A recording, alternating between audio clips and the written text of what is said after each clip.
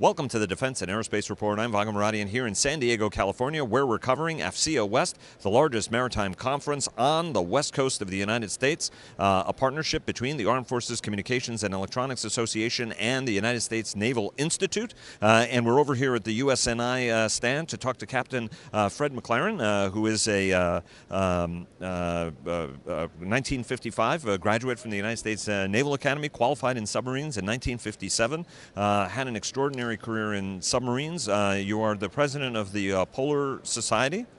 And I was president of the American Polar Society, about close to 90 years old. I'm the president emeritus also of the 118-year-old Explorers Club. And I think after we talk a little bit about my Navy career, I also dived Titanic with the Russians, the German battleship Bismarck, and the hydrothermal vents. So we have some interesting things to talk about. Absolutely, sir. You're a fascinating figure and a prolific author. We just bought your book, Silent and Unseen, and I want to ask you a little bit about that. So you went into, talk to us, when you went into submarines. I mean, that was a fascinating transition period. Nautilus was out, but the Skate class was the first sort of production class submarines. They were going out. Talk to us a little bit about, when you went into submarines, what that was like qualifying on a diesel boat, and then getting into the nuclear submarine track. Okay, well, I should tell you, first of all, I entered the U.S. Naval Academy to be a Marine pilot. And one eye went bad, my flight physical. Then I was promised to go into recon, jump school, the whole works. And that year, about 6 weeks before graduation, 25% of the Naval Academy class in West Point, it was mandated we go to the Air Force. And then a week later, another 5%, and all of a sudden I found I was going into the Navy, totally unplanned. Served on a destroyer for a couple of years, discovered they had sort of the same esprit de corps as the Marine Corps. And so I applied for both submarines and SEAL team, got accepted for both, agonized over where I'd go, and decided to go submarines. Now, my father at that time was on active duty, and he was on me because I'd been a surfer and all that. He says, "You're just going to end up a beach bum if you go SEAL team." Well, here I am. I'm 85 now. And I look back and I think, what on earth is the matter with being a 23-year-old beach bum on full pay? Maybe I made the wrong decision. But I went to a diesel boat, the Greenfish out in Pearl Harbor, and it was a World War II boat that didn't make World War II, but it was very active in submarine Cold War operations. Made several on that. And it'll go into the next edition, I hope, of Silent Unseen. It didn't go into this. We actually were depth charged by the Soviets on one operation, and being depth charged I'd call a peak experience in one's life. From there I went to the I got selected. I was in the first 50 selected for nuclear power by the COG, or the kindly old gentleman, Admiral Rickover. And that was interesting. You're basically accepted. And of course, they talk about his interviews being so horrible. Really, he was sort of putting you under unusual pressures to see how you react. Because that's the state of the situation in submarines. You're faced with situations where you absolutely have to do the right thing. I mean, you don't get credit for a good try when you're in the deep sea. Let me clear my throat. So I got accepted for nuclear power. Had the good luck to go to the submarine Sea Dragon, fourth in the Skate class. But a month later, it was to be the first to go from the Atlantic Pacific by the North Pole. And on that trip, we did a number of unusual things. First is we were the first and only submarine to spend about a week examining the underside of icebergs, over 30 of them. And nobody's really done that since. It's turned out to be a very unsafe thing to do. We surveyed for the first time the Northwest, the International Strait, the Northwest Passage through the center of the Canadian archipelago. Which the Canadians would call an internal waterway. Exactly. And we got to the North Pole, and we were the first ones to ever play baseball at the North Pole. We situated a pitcher's mound as close as we could to our best estimate of the North Pole, lined up the bases such that if you hit a home run, you circumnavigated the globe. If you hit the ball into right fielders across the international date line into tomorrow, the right fielder caught it, he threw it back into yesterday. And sliding took on new meaning in this game. You could hit the bag successfully and then slide another 20 feet on the ice and be tagged out. Well, the truth is we could never figure out when that game ended finally, and that baseball is in the Baseball Hall of Fame. Excuse me, I played in that game and then did some more operations on Sea Dragon. Then I went to Skipjack for 3 years, which was world's fastest. We deployed for the Cuban Missile Crisis. It was world's fastest submarine for 25 years. We still hold the all-time record for crossing the Atlantic submerged. Figure is still classified, interestingly, as to how fast we got across. But we set the record once and then broke it on the way back. I was the navigator and chief engineer of Skipjack, and those first 3 boats, Greenfish, Sea Dragon, and Skipjack, are the subject of this book, Silent and Unseen. And then from there I went to be pre-commissioning second in command of the first of the Sturgeon class to go to sea, the Queenfish. Keel laid well over a year after the lead ship. We ended up going to sea, built by Newport News, going to sea 3 months before the lead ship. And I was a commissioning exec of that, went to sea with it. We took it to Pearl Harbor. I went off to the War College for a couple of years as instructor, and then was the second nuclear trained officer to be allowed to go to the War College, and then the first to remain as instructor. But in between, I rowed another new submarine, the Greenling, on a very successful Cold War operation, which I got the Navy Unit Commendation. And then after my first year at the War College, the Admiral suddenly called me down to do the prospective commanding officers training, and I ended up going back to the same boat as commanding officer that I'd seen from a keel on. I knew it like the back of my hand. And then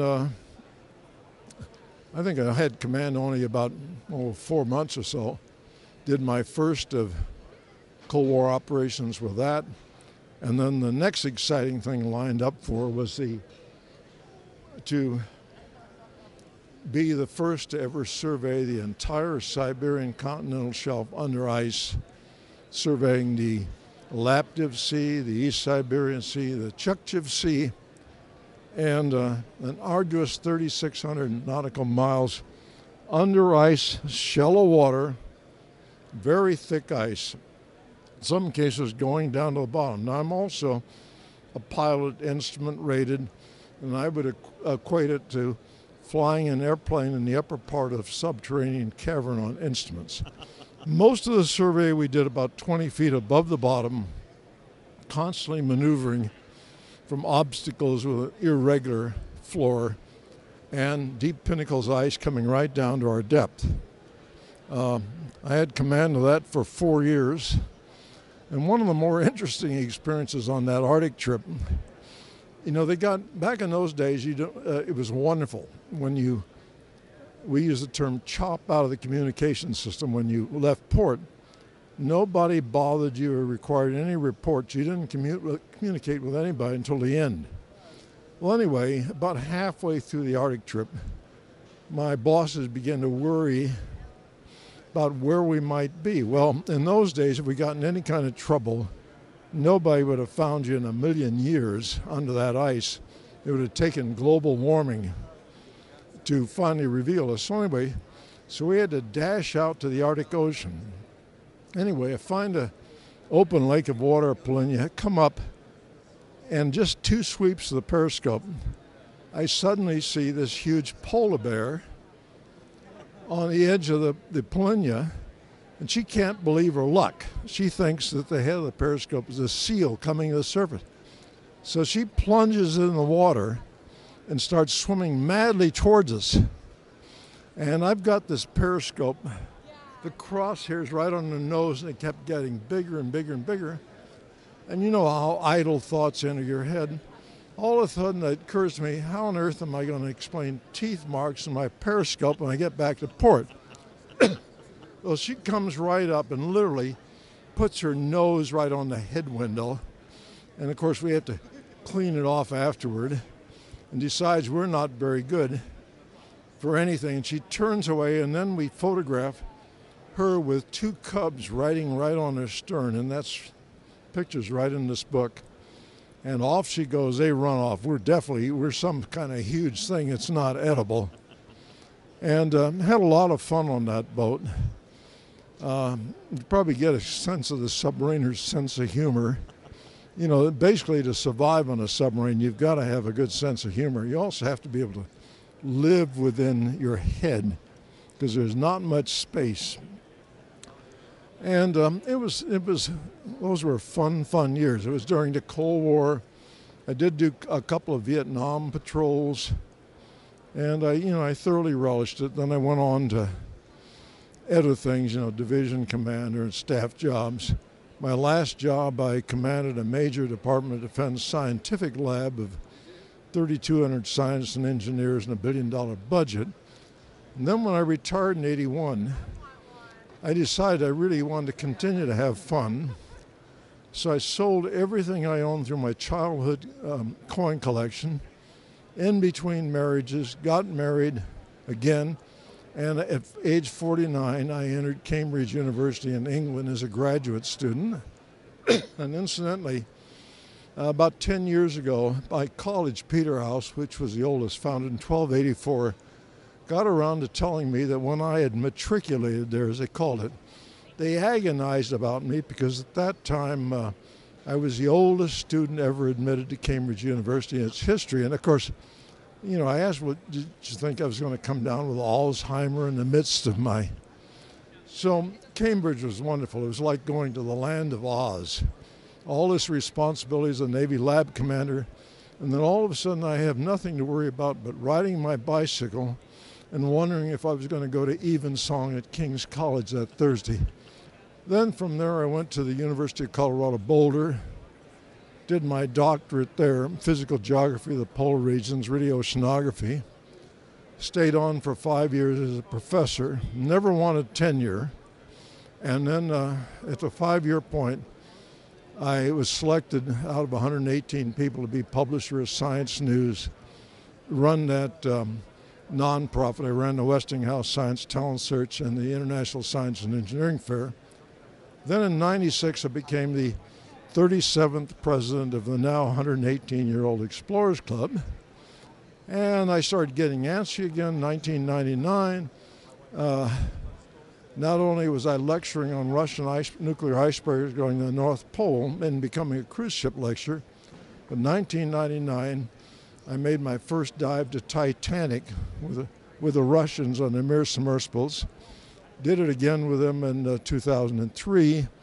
Then 2001, 2002, I was in the group to make first year with National Geographic, the second with Woods Hole, to make the first dives down to close to 5,000 meters to the German battleship Bismarck.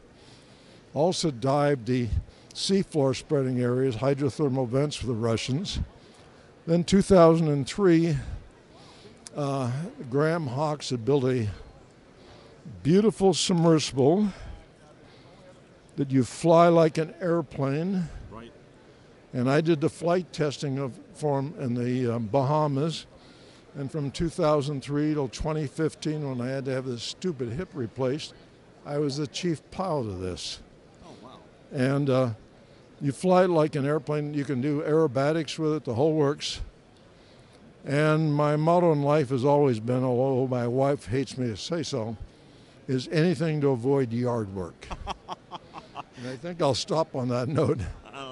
Yeah, I was going to say that it's your deep polar background and the fact that you did unprecedented polar work in mapping when you were aboard Queenfish is why you became president of the Explorer Club. That gave you the scientific street cred for that, aside from the fact that you also had a PhD.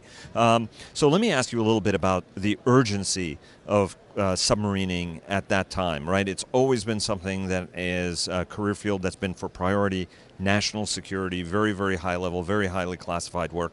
As you said, your transit on Skipjack. It was ironic that Skipjack set that speed record, considering that the first USS Skipjack, was the one that became the first submarine to cross the Atlantic in 19. The first time was in 1962 for the Cuban Missile Crisis. We went roaring across. Yeah, I will say a couple of things about that Cold War era. Now, of course, we were not only early warning reconnaissance, but we were out there in Cold War missions to collect intelligence. So as I say in this book, Silent and Unseen, that meant that we had to close into our adversary, mostly of the submarines, within their weapons range and ours without being detected, and then retreat, as I say, silent and unseen. The other thing people would ask me, well, were you ever detected? No, never in my career. However, back in those days we had such an acoustic advantage that I would make it akin to being, whenever we were the cat and they were the mouse never knew we were there, and whenever we were the mouse and they were the cat never knew we were there. And so I'd been an early bow and arrow hunter as a teenager, but I learned more from blending in with the environment and listening to sounds passing through the woods or whatever. It was perfect training in retrospect for being a submariner. And I should also add, you're a 9th generation Californian, by the way, which is pretty neat. Let me ask you one thing, though. One more question about the different types of submarines. I mean, the Skate was, very much of like Nautilus, very much of a sort of almost a Type 21 hull, twin screwed, not the albacore hull shape. And then with Skipjack, it was the most albacore teardrop hull shape, football shape, and you could essentially turn within your own ship length. And when we would make a full speed, full rudder turn, you'd heel close to 49 degrees. And we actually had subway straps hanging that people could grab. Now, I don't think anybody has subway straps, although they probably should, on submarines on occasion. And, and it had a wonderful model. In Latin, it was root of the new sea power, which Skipjack really was. I mean, it was really an underwater airplane. And you guys had the S5W reactor, as I recall, the very first? The first S5W reactor. The Skate, the Sea Dragon, had an S4W reactor. And but Queenfish, the one I commanded, had one of the later versions of an S5W reactor. Very reliable reactor plant. And for those who don't know, the S5W was sort of the standard reactor for the United States Navy submarine force, starting with the Skipjacks, the George Washingtons, the 41 for Freedom, the Thresher class, the 593s, and then the 637s, which were the Sturgeons, were all S5W powered ships with a 15,000 horsepower plant, roughly. Exactly, shaft horsepower, right. What do you think the lessons are? There's so much that's changed. I mean, at the time that you were doing it, the underwater detection networks were not as strong. The SOSUS system was not as highly evolved at that point as it did in the latter years of the Cold War. The technology has changed. The boats are more quiet. But now we're going back into another anti-access area denial, great power competition with both Russia again and the Chinese. And this time around, the Russians are a lot better and the Chinese are a lot better. What do you think are some of the command and control, technological or operational lessons from your generation that you think are as applicable to a younger generation of submariners if you were talking to them? I think first and foremost, remaining the same standards that we started with. And of course, those were started with Admiral Rickover. It's not this zero tolerance, kill you if you make a mistake. But we quickly learned from our mistakes and we shared all the information. And of course you were highly selective. You picked motivated people with the necessary background. And then, you spot check constantly to make sure these standards were maintained. But on the other hand, the nuclear reactor was just something to transport a weapon system around. So you have to have the same emphasis on what you built the submarine for to begin with, whether it's a ballistic missile submarine where you've got to avoid detection constantly and be ready, or an attack submarine where it's also avoid detection, but you're very aggressive about closing the enemy to collect intelligence without being detected yourself, because in a war you'd be in the forefront, already forward deployed, ready to take them on. So these days it's a little tougher with the Russians, but again, the technology difference, we still have the edge, and we got to always maintain that edge, because you can have the most beautiful platform in the world and a not very good crew. Do you remember the submarine? There's something called there's a movie, Up Periscope or something like that, where the example is they take just the most decrepit boat, and yet it actually destroys a fleet exercise because of this highly motivated crew that makes the best out of this platform. I think it was Kelsey Grammer. It was a comedy movie, but he was a World War II fleet boat guy who manages to sink the new nuclear submarine. There you go. That's it, exactly. And of course, you've got to keep up the same enthusiasm. I mean, you can tell from me, I'm still enthusiastic about what I did. It was fun. And developing good teams was absolutely key. And I also had a system, as I was trained under, where it was forceful backup, where anybody in your hierarchy is built on mutual respect. I mean, you can come aboard and not be qualified, even as an officer, and you're nothing until you're pulling your own weight. But with this forceful backup, anybody could speak up and not be afraid to speak up that something wrong is being done. And the other thing is, I look back. I'm writing a book now in my 4 years in command. I'm sort of surprised. I can't remember ever raising my voice or losing my temper the entire time I was in submarines, particularly as command. And so respect, mutual respect underlies everything. And, none of this is rocket science, it's common sense. And anytime people don't stop treating each other with respect, whether it's in government or anything else, when you start losing respect, you lose the whole game. And I don't need to go into anything more, but this teamwork spirit, are all working together for a common cause, whether it's our country as our whole or an individual unit, we can't lose that. Let me ask you one last question about the kindly old gentleman, Admiral Rickover, one of the true great leaders and the driving force behind the nuclear navy, but also in the advancing of the submarine force, but also technology writ large. You came in under really the old rules, where submariners had to go to the surface navy for a while before they transferred. Right now, at the Naval Academy, you get selected for submarines, you go directly into the submarine force without having to do that interlude, just like Nimitz did, just like so many other famous submariners did.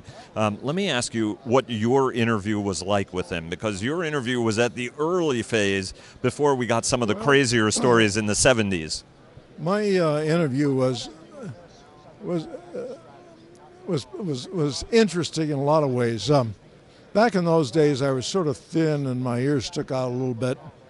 And I remember walking into his office and his piercing blue eyes were just right there in front of me. I mean, he's 30 feet away. And I sit down on this chair because he waves me to sit down. And then he said, "What are you, a wrestler?" I said, "Sir?" He says, "Yes, you have cauliflower ears." Well, as earlier, I was pretty sensitive about my ears, and in high school I generally led to fist fights. At the Naval Academy, of course, not fist fights, but pointed exchanges about adverse physical aspects of somebody else's physiography. So it was a perfect thing to say because it got my adrenaline up, and I said I don't have. And he waves his hand, he said, "Well, my staff has decided you're stupid and lazy, and you're not going to be any use to the nuclear power program. So I stand up to refute this, and to this day I can't say for sure whether I refuted I wasn't stupid or I was or stupid and lazy.